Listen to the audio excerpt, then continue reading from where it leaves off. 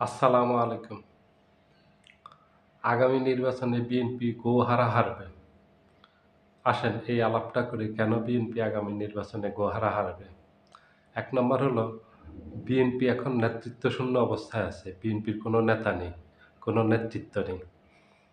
বেগম খালেদা জিয়া উনি জীবিত আছেন কি নেই, কিন্তু উনি খুব অসুস্থ অবস্থায় আছেন এবং ওনার বয়স হয়েছে। ওনার শারীরিক অনেক জটিলতা আছে।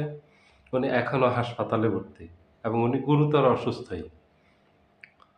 ২ নাম্বার হলো তারেক জিয়া আছেন, উনি লন্ডনে আছেন। উনি দেশে আসবেন কিনা সেটা নিয়ে সন্দেহ আছে মানুষের মাঝে। অনেকে বলতেছেন যে উনি নাও আসতে পারেন। এটা কতটুকু সত্য মিথ্যা জানি না। কিন্তু লক্ষণে বোঝা যাচ্ছে উনি নাও আসতে পারেন। গত ১ বছর থেকে অন্তত ৮ থেকে ১০ টা তারিখ দিয়েছে বিএনপির নেতারা যে এই মাসে আসবেন, ওই মাসে আসবেন এইভাবে ৮ থেকে ১০ টা তারিখ দিয়েছে কিন্তু উনি আসেননি। এই নভেম্বরে আসার কথা তাতেও উনি আসেননি। উনি আর কখন আসবেন? সামনে এলো সামনে নির্বাচন। তফসিল ঘোষণা করবে। উনি যদি এখনই না আসেন, তা আর কখন আসবে? উনার তো আসার সময় শেষ। তার মানে উনি নাও আসতে পারেন যে গুঞ্জনটা চলতেছে যে উনি আর নির্বাচনের সময় না, নির্বাচনের পরেও হয়তো নাও আসতে পারেন। এখন এটার কারণ, এটা কতটুকু সত্য মিথ্যা এটা ওনারা ভালো জানেন। আর এটার কারণ কি তাও ওটা ওনারা ভালো জানেন, এটা অন্য কেউ বলতে পারবে না। এরা বিএনপি সিনিয়র নেতারা যারা আছেন ওনারা জানেন এবং তারেক রহমান জানেন। তাহলে কার নেতৃত্বে বিএনপি আগামী নির্বাচনে যাবে? কোন নেতৃত্ব নেই। বিএনপি এখন অনেকটা এতিম পার্টির মতো হয়ে গেছে। এতিমের যেমন অভিভাবক থাকে না, বিএনপিরও তেমন অভিভাবক নেই। এতিমের যেমন পিতামাতা থাকে না, বিএনপি এই দলটার এখন কোনো পিতামাতা নেই। মির্জা ফখরুলের নেতৃত্বে যাবে, মির্জা ফখরুলকে মানুষ বিশ্বাস করে না। মির্জা ফখরুল মানুষের অন্তর থেকে অনেক আগেই উঠে গেছেন। ওনাকে মানুষ বিশ্বাসও করে না। ওই মর্যাদা স্থান উনিও ওখানে যেতে পারেন নাই। ওগুলি কল্পনার বাহিরে, ওগুলি কল্পনা করে লাভ নেই। মির্জা ফখরুল বরঞ্চ বিএনপিকে আরো ডুবাবে। বিএনপি যদি আগামী নির্বাচনে ৭০-৮০ আসন ৭০ থেকে ৮০ টা আসন পাওয়ার থাকতো, যেটা পাওয়ার সম্ভাবনা ছিল, সেটাও যাবে। ৭০-৮০ টাও পাবে না। যদি এই মির্জা ফখরুলের নেতৃত্বে বিএনপি আগামী নির্বাচনে যায়, তাহলে শেষ। বিএনপির অস্তিত্বই থাকবে না। এই বিএনপিকে আর খুঁজে পাওয়া যাবে না নির্বাচনী মাঠে। কারণ আগামী নির্বাচন খুব চ্যালেঞ্জিং হতে যাচ্ছে। খুব কৌশলী নির্বাচন হচ্ছে। আগামী নির্বাচন হবে ব্যতিক্রমী এক নির্বাচন, যেটা বাংলাদেশের ইতিহাসে ওরকম নির্বাচন হয় নাই। এই নির্বাচনটা খুবই প্রতিদ্বন্দ্বিতাপূর্ণ হবে এবং এখানে খুব কৌশলী নির্বাচন হবে। এটা সাধারণ কোনো নির্বাচন হবে না অন্য ১০ টা নির্বাচনের মতো। যে তারেক জিয়া লন্ডন থেকে নেতৃত্ব দিবেন আর এখানে সবাই ভোট দিয়ে দিবে, এটা হবে না।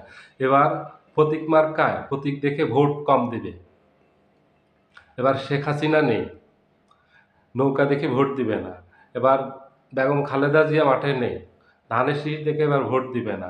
অতীতে যেভাবে প্রতীক দেখে ভোট দিত সেটা দিবে না। আর কিছু অংশ যেটা প্রতীক দেখে ভোট দিবে, এখানেও একটা সমস্যা আছে। বিএনপি যে নির্বাচনী জোট করছে, এই জোট এই জোট থেকে যারা নমিনেশন পেয়েছেন, তারা নিজ দলের প্রতীকে ভোট করতে হবে। এটা অনেক বড় একটা সমস্যা বিএনপির জন্য এবং বিএনপি জোটে যারা আছে তাদের জন্য। এটার মূল প্রভাবটা পড়বে বিএনপির উপর। জোটের তো ওদের নেতাদেরকেও ঠিকমতো মানুষ চিনে না। কয়জন মানুষ চিনে? জোটে কয়জন নেতাকে? মাহমুদুর রহমান মান্নাকে, আন্দালিব রহমান পার্থ, জুনাইদ সাকি, এই ২-৪ জনকে মানুষ চিনে, আর বাকিদেরকে কেউ চিনে না এবং তাদের দলের নামও জানে না, দলের প্রতীকও চিনে না। মানুষ গিয়ে নির্বাচনের দিন দেখা গেছে ধানের শীষে যে ভোট দিবে ও প্রতীক চিনে না গ্রামের মানুষ অথবা শহরের যারা একটু গরিব, একটু বস্তি-টস্তিতে আছেন, ওনারা কিন্তু এত প্রতীক-টতীক চিনেন না। ওনারা মূলত যেই ২-৪ টা প্রতীক চিনেন ওগুলিতে গিয়ে ভোট দিবেন। এবার থাকবে না উম এই নৌকা প্রতীক, এবার এই ইয়াতে থাকবে না। প্রতীক মার্কায় এবার থাকবে না, যেহেতু আওয়ামী লীগের নির্বাচন কমিশন থেকে নিবন্ধন বাতিল করে দিয়েছে। আওয়ামী লীগের প্রতীক থাকবে না সেখানে। নৌকা থাকবে না। তাইলে থাকবে কি? ধানের শীষ, নৌকা। আর ওদের যে প্রতীক আছে জোটের, ওই প্রতীক তো মানুষ চিনে না। তো ওখানে কি থাকবে? ওখানে ধানের শীষ থাকবে না। ওখানে থাকবে পাল্লা। পাল্লা মার্কায় গিয়া মানুষ ভোটটা দিয়ে আসবে। বিএনপির ভয় এখানে। এই জন্য বিএনপি যে আরপিও সংশোধন করা হয়েছে, নির্বাচনী আইন সংশোধন করা হয়েছে, সেটা পরিবর্তনের জন্য অনেক চেষ্টা করছে। সেটা করে নাই। বিএনপির কথা মতো সব কিছু করে নাই, করবে না। বিএনপি যেভাবে চায় ওইভাবে হবে না। এখানে আরেক ধরা খাবে। তারপরে আরেক ধরা খাবে, বড় ধরা আছে। জামায়াতের কাছে বড় ধরা খাবে। জামায়াত যে অতীতে বা আমি আমার আগের ভিডিওতেও বলছি, জামায়াত যে গত ১ বছর আগে থেকে যেই সারা বাংলাদেশে যাদেরকে নমিনেশন দিয়েছেন, প্রার্থী করেছেন, এটা হচ্ছে জামাতের নির্বাচনের কৌশল হিসাবে। এখান থেকে ৭০ থেকে ৮০ ভাগ প্রার্থীকে প্রত্যাহার করে নেবে, নতুন প্রার্থী দিবে ওখানে। ওখানে এই জন্য নতুন প্রার্থী দিবে।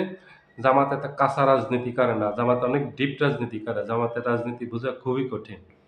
ওখানে এই জন্য দেয়নি।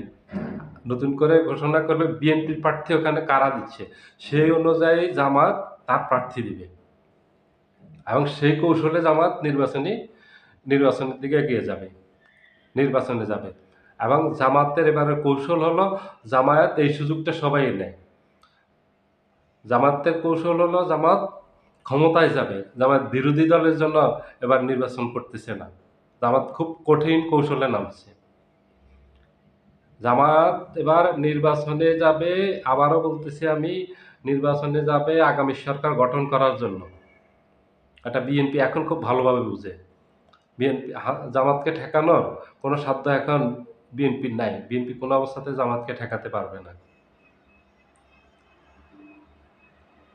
জামাত যেভাবে, শিবির যেভাবে ৪টা বিশ্ববিদ্যালয়ে ভূমিধস জয় পেয়েছে, ঠিক আগামী নির্বাচনে তার পুনরাবৃত্তি ঘটতে যাচ্ছে। এই জন্য এই কথাগুলি বললাম। আর একটা দলের নেতৃত্ব যদি দেশে না থাকে এবং দেশে থেকে যদি নেতৃত্ব দিতে না পারে, তাইলে নির্বাচন বিজয়ী হওয়া খুব কঠিন, খুবই কঠিন। এত সহজ না নির্বাচনে বিজয়ী হয়ে আসা। বিরোধী দলে থাকা যত সহজ, ওই সরকারে গিয়ে সরকার পরিচালনা করা তার থেকে বহুত কঠিন। বিরোধী দলের থেকে বহুত কথা বলা যায়। শেখ হাসিনাকে পতন ঘটাইছে ১ মাসে, কিন্তু সরকারে পরিচালনা করা, ওই আন্দোলন করা খুব সহজ, সরকার পরিচালনা খুব কঠিন। শেখ হাসিনার মতো মানুষকে চলে যেতে হয়েছে। সরকার পরিচালনা এত কঠিন। যদি সরকার পরিচালনা না করতো শেখ হাসিনা, তাহলে শেখ হাসিনাকে যেতে হতো না। সরকারে ছিল বিধায় শেখ হাসিনাকে যেতে হয়েছে, বিরোধিতার মুখে পড়তে হয়েছে, শেখ হাসিনার নানা অপকর্ম কারণে যেতে হয়েছে, সেটা ভিন্ন কথা। কিন্তু এই যে ভোটের রাজনীতি সামনে, এখানে এতিম পার্টির কোনো জায়গা হবে না। বিএনপি হলো বর্তমানে এতিম পার্টি। বিএনপিকে মানুষ আরেকটা নামেও ডাকে, হারু পার্টি। এখন বিএনপির নাম দিছে বিএসপি, বাংলাদেশ হারু পার্টি। এটা নতুন করে নাম দিয়েছে, কারণ যেখানে যায় ওটাতেই হারে।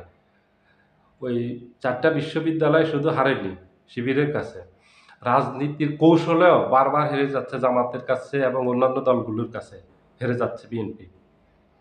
এই যে মুজিবুর রহমান মঞ্জুর নেতৃত্বে তৃতীয় আরেকটা জোট গঠন করতেছে এনসিপি সহ, এখানেও বিএনপি হেরে গেছে। বিএনপি এই জোটটা হোক চায়নি।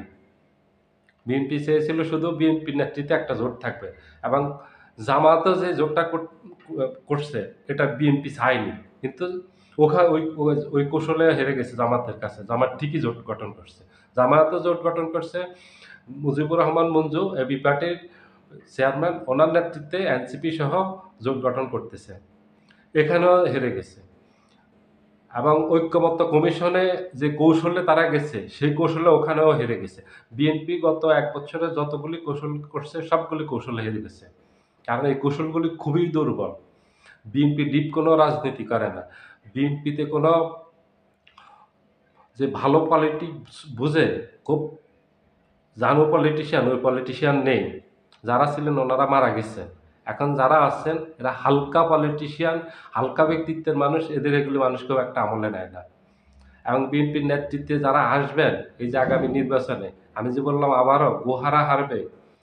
যেভাবে ছাত্র শিবিরের কাছে ঢাকা বিশ্ববিদ্যালয়, চট্টগ্রাম বিশ্ববিদ্যালয়, রাজশাহী বিশ্ববিদ্যালয়, জাহাঙ্গীরনগর বিশ্ববিদ্যালয় হেরেছে, ঠিক ওইভাবে জাতীয় নির্বাচনে ফল হওয়ার সম্ভাবনা খুবই বেশি। আপনারা মনে রাখবেন আগামী নির্বাচনে।